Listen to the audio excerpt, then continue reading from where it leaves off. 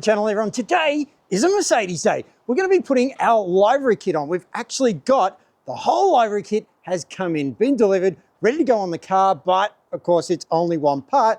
Preparation is everything. So take a good look at this car because this is the last time you're going to see it kind of plain like this. We're going to be putting some very cool livery kit on it. We've got just about everything we need. We've got our full wrapping kit. We also have our isopropyl alcohol and heat gun. We've got a ton of gloves, heating tools, cleaning tools, you name it. We've got everything we need to do.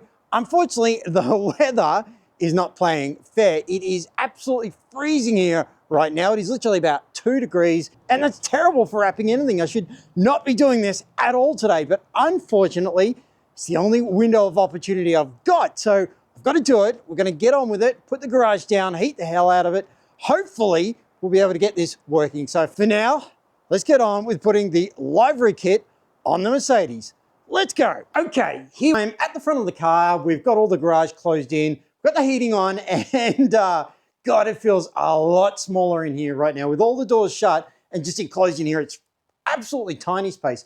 Not good, but it is what it is. We've got our first piece of wrap ready. I've actually already gone over the bonnet or hood. I've actually made sure it's clean using isopropyl alcohol to get rid of all the wax or anything that was on the top in the region we're going to be doing it. I'm going to have to reapply it once the kit's on, but for now I've got a bit of a window to put this on. Now I've got my stripes ready to go on here. In case you're wondering, this is the kit from the C63. Mercedes put these very stripes on it and they did it down the hood. As you can see, it's going to go, in this case, about roughly there. Now I've got to align it all up and get it on the spot, but we're going to have this stripe down there. Now we've got a primary line stripe with a secondary pinstripe. And one of the key things to note when you're doing this, do it on the driver's side. Because it's an offset stripe, it's supposed to be for the driver's line of sight. The original purpose of these racing stripes in their original heyday, it was a directional kind of input. Now today it's meaningless, it's purely aesthetic, but it still should be on the driver's side. They're not for the passenger, they're for the driver. And with that said, I'm going to start lining this up and let's put this one down and let's get going with racing stripes on the Mercedes. And just like that, we now have our C63 livery on our Mercedes C-Class Coupe, which is not a C63. Now, I'm just going to say it, this looks absolutely phenomenal. This looks so good. I do not understand why Mercedes didn't put this as an option for pretty much any of these cars. I know what they were thinking. They just wanted it to be on the C63, but the simple reality is if they didn't want these cars with this kit, they probably shouldn't have made smaller versions of the C63 because this just looks absolutely amazing. Very, very happy with it. Now it is wet at the moment. As you can see, it's covered with water, but damn, this thing just looks absolutely amazing like this. And we're not finished yet. We actually have more to do.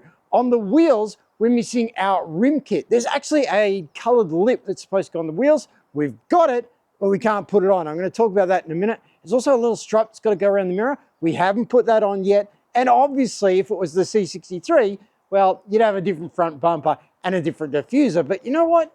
It's just not worth it. We're not going to do that. We're going to leave the car almost as it is for now. We will get to the rims a little later on and the mirrors a little later on. It did come out absolutely amazing. This wrap is absolutely brilliant, except for the fact that it's not. Let me explain. It went on looking very, very, very good, but the wrap quality itself is horrifically bad.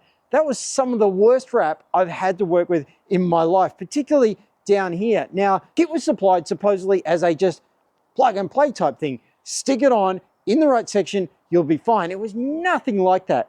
This wrap needed to bend and it needed to mold. That is actually not a flat surface down there. It might look it, but it's not even close. There's a lot of curvature that goes on around there, not to mention you have to cut it a little bit. And the problem with that was this wrap is such poor quality that it just doesn't work. It doesn't respond to heat. You can't treat it like normal wrap. This is awful to work with. It took forever to do this on what should have been a 5-minute job. The wrap was just such bad quality that it meant I had to butcher it to get it on correctly. The boot is a very good example because here at the boot, this is a stripe which is supposed to just flow down.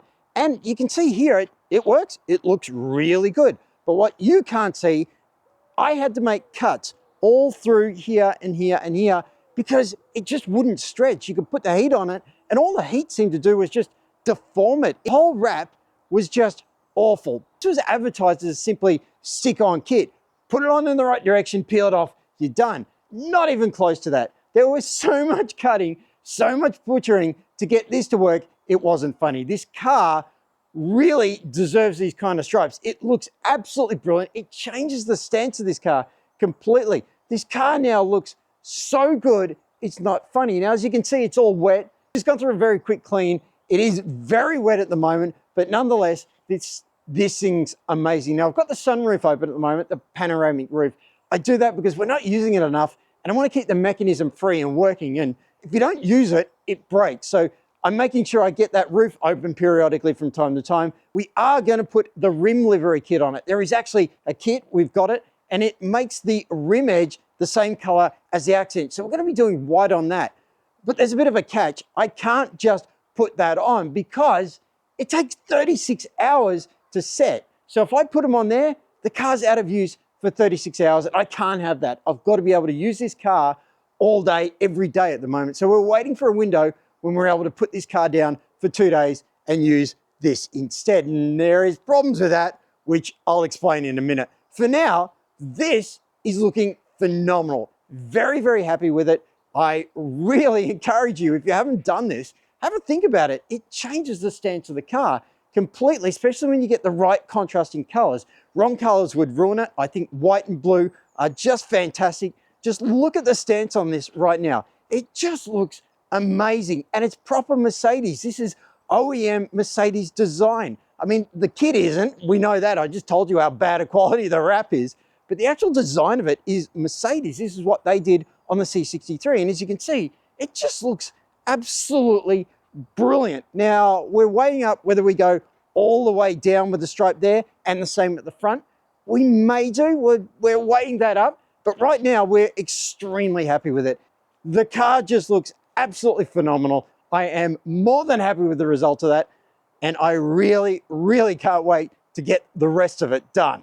Now, as a quick update, I did mention we've got to wait for 36 hours for that to set, which means we need to be without this car for probably 2 to 3 days. Now, the problem is I need another car, and you're sitting there saying, well, why not just use the DB9 in that time? Well, number one, the weather. We're consistently about 2 degrees at the moment. And I really don't like taking this car out on those summer tires in that weather when there's fresh gritting around everywhere.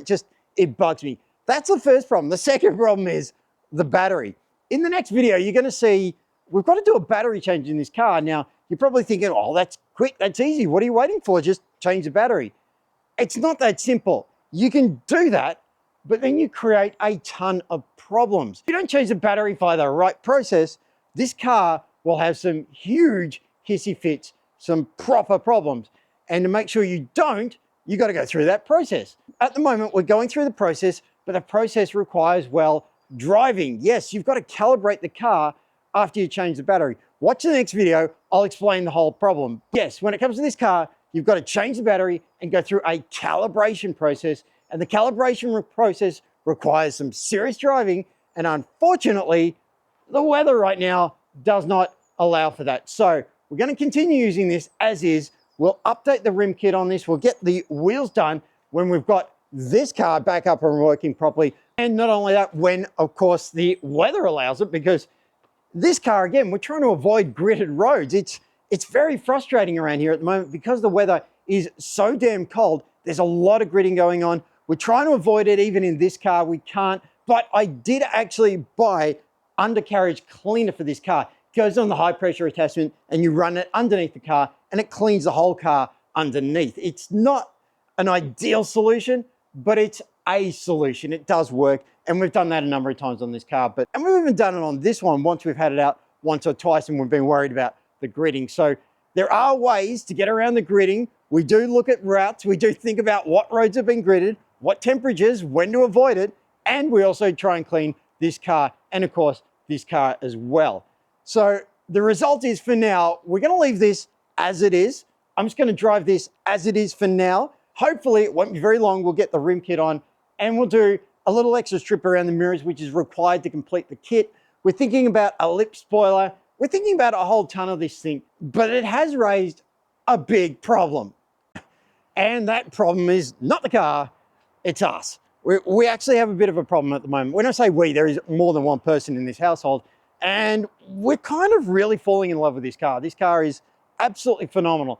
And we're thinking to ourselves, well, maybe we should have just bought the C63 in the first place. Why go to the much cheaper, smaller one?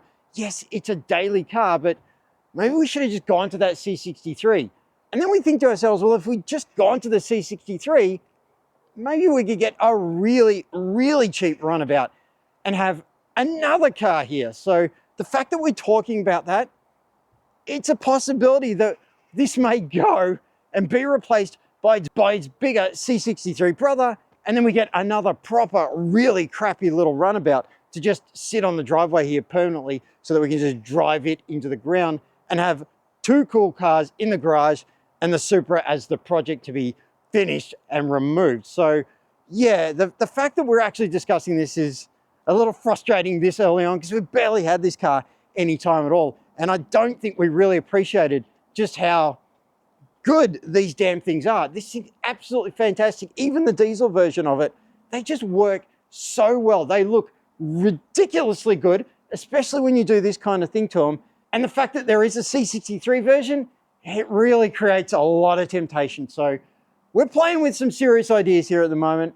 I don't think we're going to do it, but my God, is it really getting into our heads that maybe the C63 will be better. Anyway, for now, we're not going to get on with that. What we're going to do is just wait for the weather to improve. We'll put on the rim kit, we'll get the mirrors finished off, and then we'll also get this thing's new battery in, follow the process, get it on the road, because this thing, it's absolutely desperate for me to get the wrap on. There's so much stuff coming up, and this needs to be wrapped for it. So I've got the wrap there in the corner. It's got to go on the car. There's also a second, third, and fourth color to go on this car. It's going to be a multicolored car. It's going to look utterly amazing.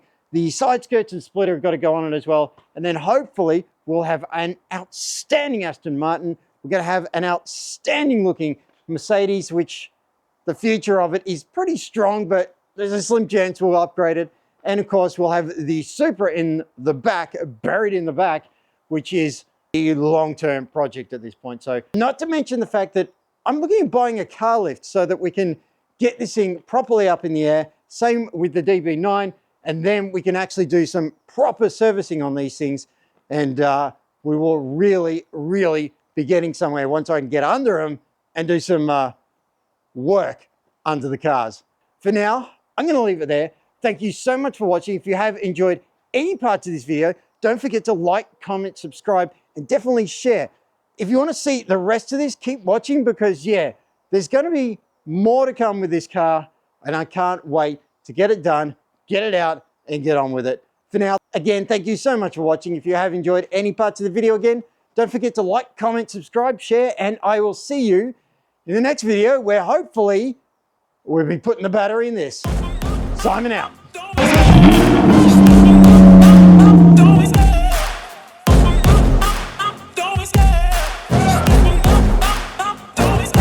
I love the chase and the hunt, and I set the pace when I'm running. I always take what I want and I always give it 100. Don't need a bank